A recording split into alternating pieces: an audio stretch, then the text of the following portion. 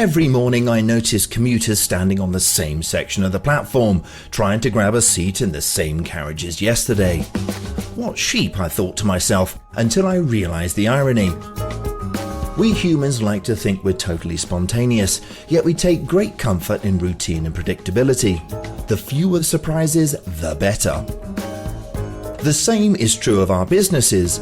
Unfortunately, they've all just woken up semi-naked, handcuffed to a lamppost with grass-stained knees and wearing lipstick.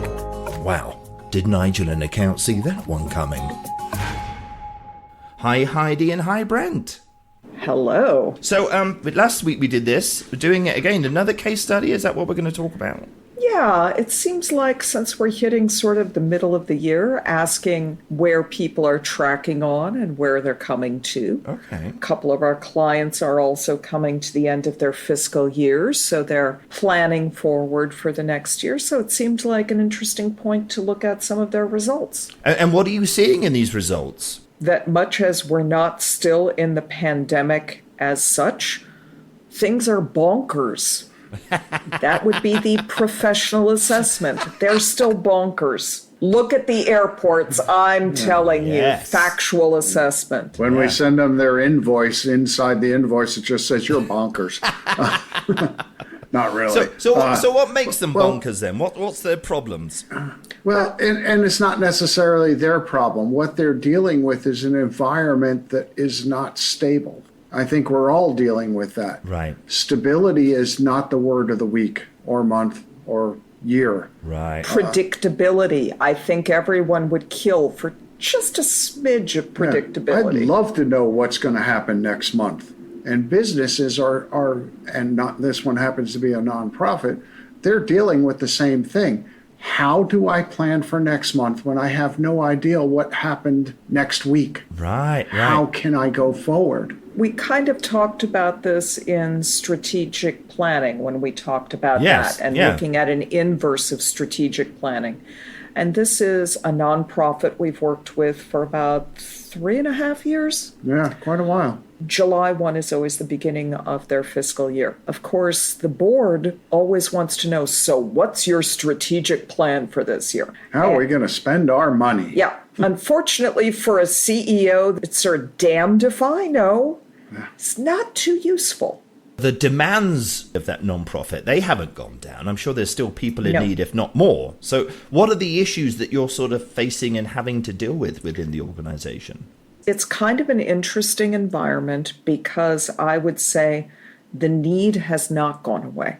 The need to be committed to serving your population, if anything, has become more important because we have so much unpredictability. Right. At least for the nonprofits we're working with, we work with several.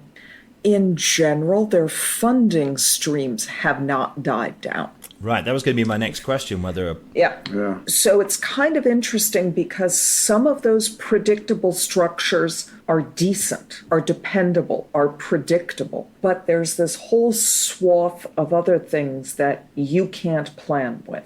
The demand for their services is still there. They've got the finances. So what's the bit that's causing the problem? In that scenario where there's an input and an output, in that scenario, there are things that fluctuate in the middle. Yeah. The cost of your goods or services that you give to the community the is going up availability and down. ability to perform those services is sometimes very kittywampus. Yeah. Can you plan that? Can you tell the board, well, it's going to cost us $150,000 to do X this year when inflation and all other goods have been going up, services, everything. The other part of that is, what if some of your staff leaves? What if somebody leaves the organization, or you no longer need someone, or you need someone new to support this entire endeavor? And that's kind of what we're working with. They're dealing with the inflationary issues of supporting their community.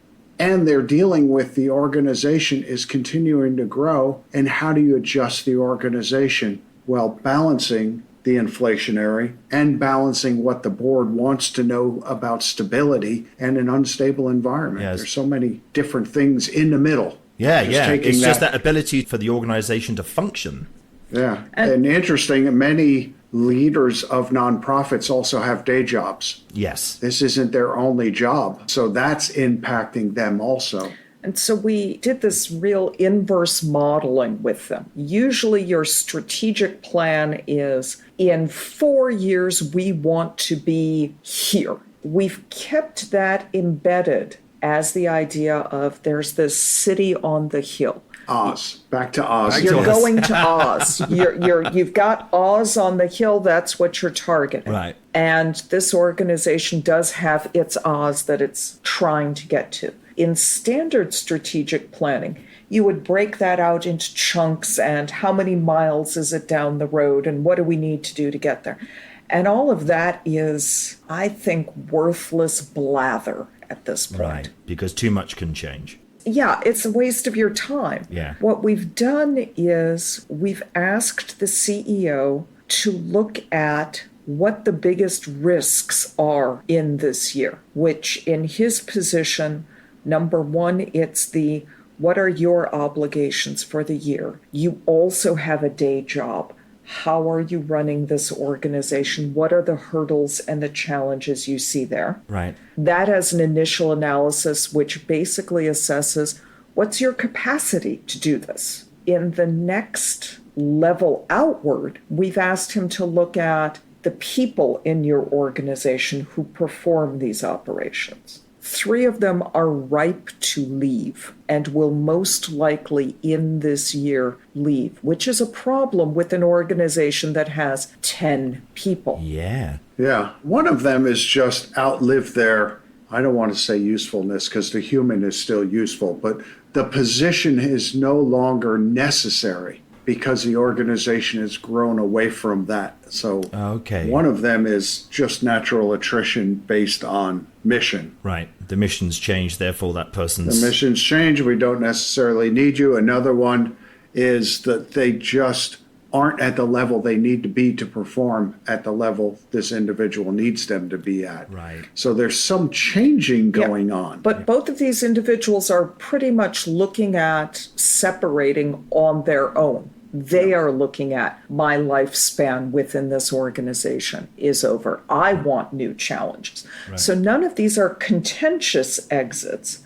But if all 3 of them left in 1 month, it would be bad. Yeah. That's it. In this climate, again, like we were talking about, the uncertainty, one of those, of course, is finding those employees to fill those boots. Yep. Yeah. And that's where this becomes more of a risk mitigation version of planning. So we did the internal discussion of what are your limitations and needs. And we looked at the staffing. Does this staff fulfill those needs for you? Found that 3 of those people will be exiting. Yeah. And then it's a question of let's not refill those positions in a desperate mad scramble. Right. Let's not backfill those positions with like for like, because like for like does not get you to Oz. Yeah. And we're still looking at getting to Oz eventually. Do you put your long-term relationship with this organization down to the fact that you understand them really well? You can be more bold in your solutions in the execution of. Do you feel that, are they the benefits of being with a client for a long period of time, do you think?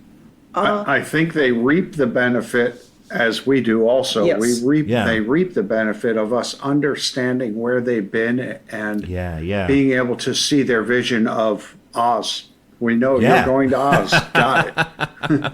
We understand that. We get it, and we're going to help you get there. Yes. Whatever it takes. One of the challenges with a small organization, if you lose one individual, okay, maybe everybody else can take up the slack. You lose 2, it's a little harder to spread that work across who's left. You lose 3, and that's a gap in processes and things that will happen.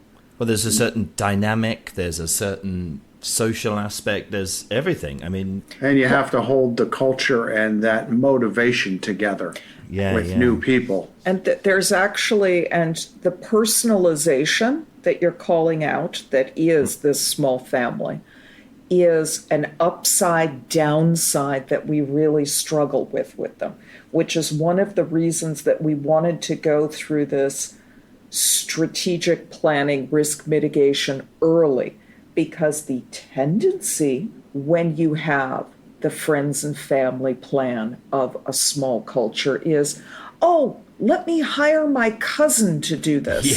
Or I met the best nepotism. person. This is the best person. I got to hire him right now. I met this person, so fun, greatest cocktail Yeah. party, have to hire I was them. going to say, I was absolutely hammered, and so were they, but they're brilliant. Yeah. And that's one of those key values of putting this up front of, let's look at this from a growth perspective of, you still want to get to Oz, and what do you need in this role, because you wrote down on piece of paper A what your limitations are, and we know that this person is leaving and that this person didn't really fulfill the role that you need to get to Oz. So let's define that based on facts and not what your cousin in Amsterdam can do. Yeah, we've seen it too many times where leaders will say, I found the purple unicorn with the mohawk. I got him. This is going to solve all my problems.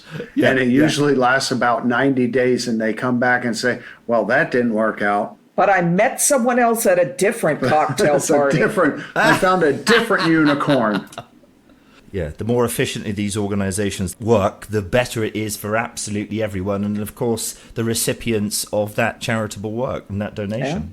Yeah, and it's wonderful. We do a lot of nonprofit work because we believe in what they do. Yeah, absolutely. And we want to help them get to Oz to support their community.